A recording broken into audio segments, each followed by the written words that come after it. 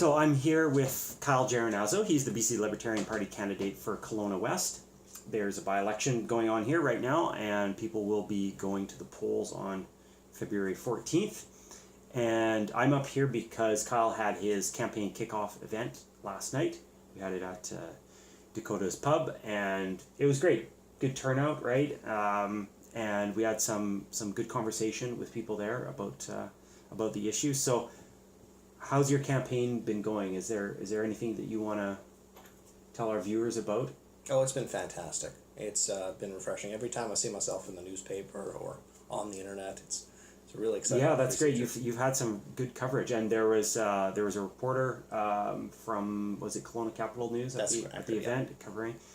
So that was great to see. So there's a couple of, we talked about some issues. In your speech you addressed, of course, ICBC, which has been a big thing, and you've got a billboard on Highway 97C highlighting that issue as a main one of your campaign.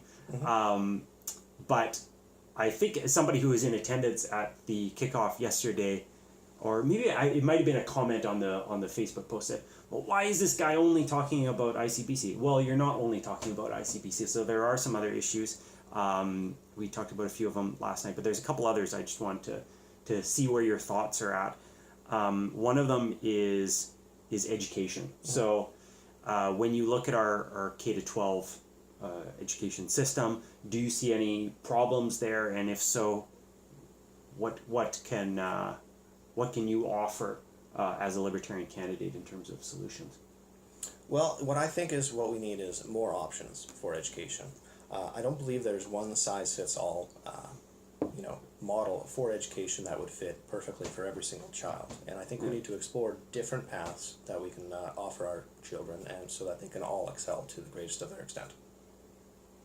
That's great. So how would you see a kind of choice in education evolving? Like, how do we get from a system where we've got, I don't know, it's something like, 85 or 90% of kids are in public schools, which is, more or less operate according to this one-size-fits-all model, and then you've got maybe another 10-15% that have access to independent schools, as they're called in BC. So how do we allow more choice given the current situation where the funding is going mostly to the public schools, a little bit to the independent schools? Well, I think you touched on it right there perfectly. In the 2017 platform for the BC Libertarians, we proposed that instead of directing the funding straight to administration, we would instead direct it to the parents, and that they would be able to choose the best course of action for education for their children. Yeah, that sounds great. You can see with that how a kind of market in education could develop where, people, kids who are interested in one area can tend to focus there a little bit more. Yeah, and it can also help to raise the standards of the public schools if they know that parents can, use that funding to bring their kids to another school if they don't see the kind of results or attention to their students' needs, their kids' needs. Absolutely. Yeah. No more falling through the cracks. That's the idea. Okay. One other thing I want to talk to you about is housing. So, of course, on the coast, we've seen housing prices really go up. A couple of years ago, it was single-family homes where prices were just going through the roof. Now everything in Vancouver, pretty much every single-family home is worth over $1 million. Now, in the past year or so, we've seen the condo market. Prices are just skyrocketing there.